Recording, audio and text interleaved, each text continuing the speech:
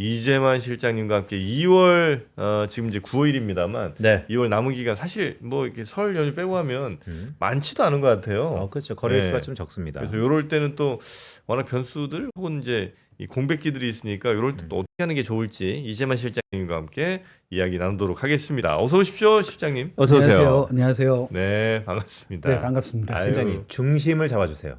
중심이요. 네. 네. 근데 이게 어쨌거나 한번 굉장히 지수들이 급등한 게 한국 증시가 있다 보니까 네. 아마 급등 영향에 따른 약간 뭐 차익 실현 이런 것들이 나올 수 있는 시기인데 이게 네. 생각보다는 예전하고는 변동성이 너무 다르다 보니까 네. 그게 조금 많이 이렇게 혼란스럽게 하는 것 같습니다. 지수가 5% 빠졌다가 6% 올라가고 이런 경험들을 네. 많이 하기가 어렵고 그리고 대체적으로 고점에서 이렇게 변동성이 크게 확대되면 되게 두려운 게 여기가 실제로 고점이고 이제 네. 나머지 시간들은 떨어질 수밖에 없지 않냐라는 고민을 할 수 있는 게 딱 지금의 그 시점이 딱 이제 다가와 있는 것 같습니다. 네. 그러니까 약간 그 주식 투자 좀 하신 분들이 좀 나 좀 주식 좀 안다 이런 분들이 네.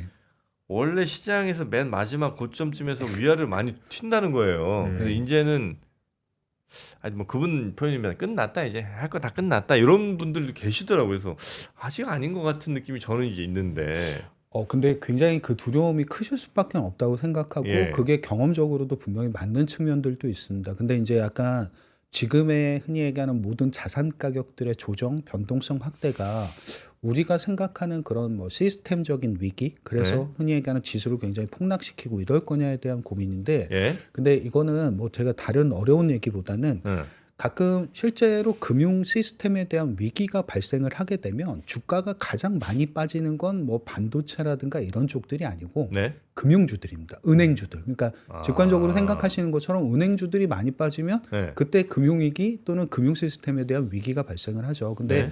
이게 미국의 은행주들도 그렇고 네. 한국의 은행주들도 지난주까지 보시면 아시겠지만 거의 다 사상 최고치를 경신 중입니다. 그러니까 이건 약간 유동성이 좀 위축될 수 있다는 우려, 뭐 변동성이 좀 확대될 수 있다는 우려는 갖고 있는데 이게 은행주들이 전반적으로 굉장히 강세를 보이는 걸로 봐서는 네. 그렇게 우리가 생각하는 시스템적인 위기, 그래서 여기가 진짜 고점이냐에 대한 논란 이런 것들은 좀 아직은 아니다라는 생각은 어느 정도 해볼 수 있는 내용은 네. 될 것 같습니다. 실장님 그 얘기 좀 해주세요. 왜냐하면 지금 되게 엄중한 시기 같습니다. 니케이가 있잖아요. 네. 지금 4% 이상 급등하고 있거든요. 네. 코스피도 그렇고. 예. 그러니까 아시아 증시가 전반적으로 이렇게 급등하는 현상이 네. 앞으로 상반기 이제 한 절반 정도 지났는데 네. 1, 2, 3월을 우리가 올해 상반기 코스피가 좋을 거다. 1, 2, 3월이 좀 중요하다는 얘기 많이 했잖아요. 네. 생각지도 못하게 니케이가 이렇게 급등하면 네. 우리 코스피한테는 긍정적인 겁니까? 아니면 부정적인 겁니까? 우선 최근에 일본하고 굉장히 연관성이 높은 게 우리나라 환율이기도 합니다. 그러니까 엔화하고 원화가 연관성이 굉장히 높아졌는데 오늘 생각보다는 엔화가 달러 대비 좀 강세 흐름을 보이다 보니까 완전히 좀 다른 생각이었죠. 컨센서스하고는. 그래서 이게 나타나다 보니까 흔히 얘기하는 일본 지수라든가 이런 쪽들이 급등을 하고 있는데 이거는 약간 연결시켜 보시면 한국의 원달러 환율도 굉장히 높은 수준까지 올라갔었죠. 그리고 우리나라 원달러 환율이 가장 상징적으로 좀 높았을 때가 계엄이 있었을 때 1,480원 정도가 가장 고점이기도 했었습니다. 그러니까 여기를 넘느냐 넘지 않느냐는 상대적으로 상징성으로는 되게 중요한 의미를 갖게 되는데 네. 1,480원 정도에서 고점을 형성하고 아래쪽으로 좀 떨어질 거라고 생각을 하게 되면 네. 일반적으로 외국인의 매수세 이런 쪽들의 유입 가능성, 그래서 지수의 반등 가능성도 니케이하고 같이 높아질 수 있다는 해석은 가능하실 것 같습니다. 아, 그래서 외국인이 오늘 이렇게 좀 사는군요. 예, 너무 많이 팔아가지고 그동안 좀 살 때도 된 것 같긴 합니다. 네. 와, 근데 진짜 니케이도 진짜 무섭게 오르네요. 니케이 오늘 장난 아니에요. 근데 우리 코스피도 어느덧 4% 이상. 네, 4% 이상 지금 올라가고 그러니까 있습니다. 이제 뭐 한국, 일본 다 좋네요. 네, 전반적으로 좀 아시아 증시 자체가 약간 금리가 조금 미국이 좀 떨어질 것 같고 달러가 좀 약해질 것 같다는 생각 이런 것들이 조금 네. 앞선다기보다는 그게 가장 강하게 좀 반영이 되는 거는 같습니다. 네. 이제 우리 시장 어쨌든 뭐 지금 우리 시장 보시는 분들이 제일 많을 테니까 여러 뭐 섹터들 여러 산업들 중에서는 우리 실장님께서는 그래도 반도체 그러니까 지금 상황에서는 딱히 이제 반도체를 빼고 논하기는 한국 시장은 쉽지는 않습니다. 예, 이게 예. 올해 코스피 전체 순이익의 50%를 넘는 게 차지하는 게 삼성전자하고 하이닉스이기 때문에 둘을 빼고는 얘기하기가 좀 어렵겠죠. 그래서 네. 주도주가 강세장에선 특별히 변하지 않는 그 과거의 경험들을 생각을 해보면 여전히 지금 강세장 그리고 지금의 강세장에서도 변동성이 높을 때는 그냥 기본적으로 주도주로 다시 회귀를 하는 게 맞다라는 생각을 갖고 있어서 아직까지는 반도체라든가 이런 부분들이 네. 국내 증시 주도주고 그들이 지수를 더 이끌 수 있다라는 조정받을 때는 주도주가 더 빠지지는 않나요 혹시? 맞습니다. 조정받을 때는 주도주가 더 빠지죠. 이게 지수가 뭐 3% 빠지면 네. 얘네들은 막 한 5% 10% 뭐 이렇게 빠지지 않아요? 예, 맞습니다. 대략적으로 하락할 때 그 하락률 자체는 네. 지수 대비 거의 2배 가까운 수준이라고 보시면 됩니다. 일반적으로 근데 그래요. 주도 업종이라는 또 다른 뜻은 회복이 굉장히 또 빠르다라는 거죠. 아하. 그러니까 예를 들면 2배 정도 더 빠졌다가 네. 오를 때는 코스피 대비 많으면 한 3배 정도는 더 올라가게 됩니다. 아, 그러면서 주도주들이. 예, 빨리빨리 복구를 하게 된다는 게 주도주의 특징인 것 같습니다. 주도주가 안 빠진다는 뜻은 아닙니다. 네. 그럼 조정 받을 때 주도주 사면 밀사. 그래서 우리 네. 빈센트님 늘 얘기하셨군. 음. 주도주들은 그러니까 떨어질 때도 당연히 지수보다 더 많이 떨어지지만 또 그 회복 탄력성이 훨씬 더 좋다. 예, 그게 주도주의 특징인 것 같습니다. 예. 근데 혹시 이제 조정이 오면 네. 어쨌든 겁나잖아요. 예, 그럼요. 그래서 이제 조정이 혹시 오기 전에 조금 눈치챌 수 있는 뭐 좀 없어요? 우리 힌트 얻을 수 있는 것들. 이 조정 올 것 같다. 그런 게 있었으면 정말 좋겠는데 그래요? 생각보다 좀 쉽지는 않은 것 같습니다. 근데 최근에 좀 그 지금 나타난 대부분의 약간 위기들 흔히 네. 얘기하는 이런 것들이 특정 이벤트가 아니라고 하면 이벤트는 관세 위기 이런 게 이벤트가 되겠죠. 그런 게 아니라고 하면 네. 대체적으로 약간 유동성 위축이 부르는 위기들은 조금 있는 것 같습니다. 예를 들면 네. 케빈 워시라는 이제 새로운 연준 지명 의장이 등장을 하게 되면서 네. 정책에 약간 혼란을 느낀 것도 사실이긴 하거든요. 네. 기준금리는 낮춰줄 것 같긴 한데 흔히 얘기하는 양적 완화를 이제부터 안 한다라고 하면 이라는 이런 고민도 좀 생기는 것 같습니다. 그러니까 약간 이런 것도 유동성의 위축 위기였던 거죠. 그래서 네.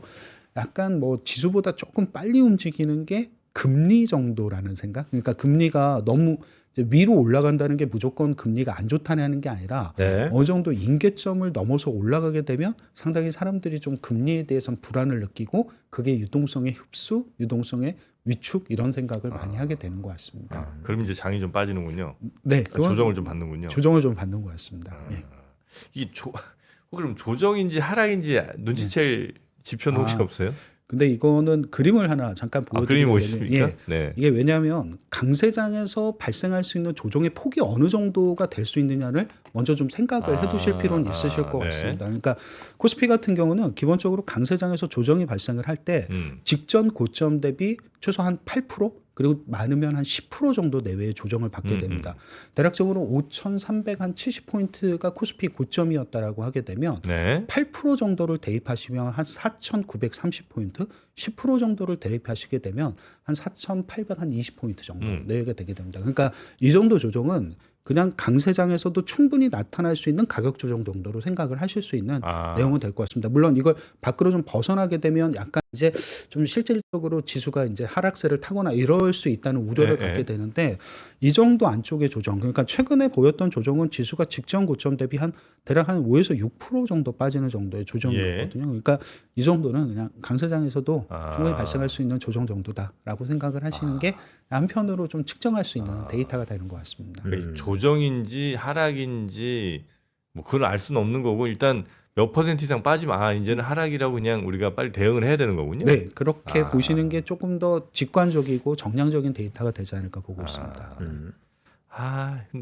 아닌 것 같죠? 아직 하락 아니죠? 저는 뭐 기회라고 보는데요. 기회죠? 네. 알겠습니다. 자, 유동성이 워낙 많아서 유동성 물론 이제 펀더멘털하고 잘 따져봐야 되는데 지금은 우리 애널리스트들이 가장 큰 고민이잖아요. 펀더멘털을 지려밟고 올라간 게 꽤 오래돼 갖고 이 끝에 대한 이제 두려움도 있는데 네. 그래도 유동성을 또 무시하진 못하니까요.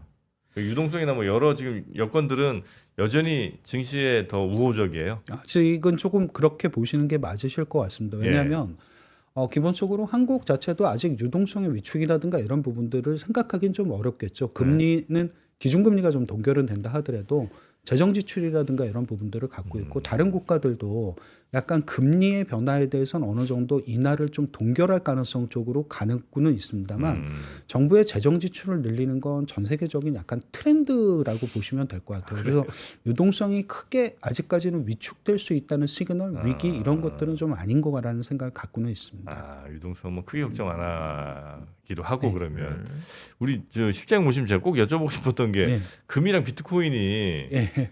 왜 지난주 이렇게 좀 한번 출렁출렁했잖아요. 네.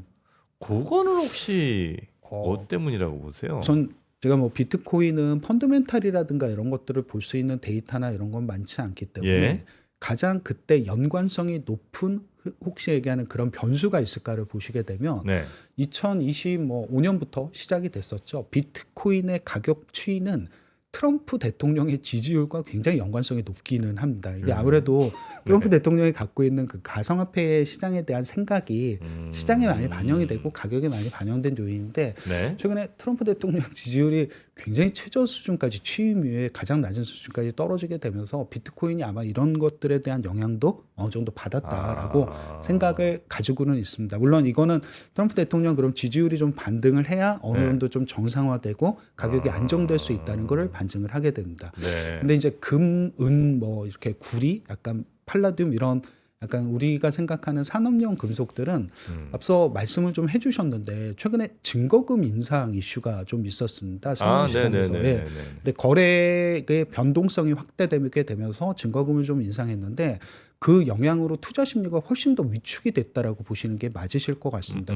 특별하게 어떤 수요의 변화라든가 펀더멘탈의 변화가 아니라 얘기하는 증거금 인상 이슈로 만들어내는 차익 실현에 대한 이런 우려들이 분명히 좀 많이 반영이 돼서 네. 오히려 상품 가격들은 조금 더 빠른 반전세를 이뤄낼 거라는 생각을 가지고는 있습니다. 네. 네. 근데 이 비트코인 올라갈 때 같이 올라가는 업종이 있어요?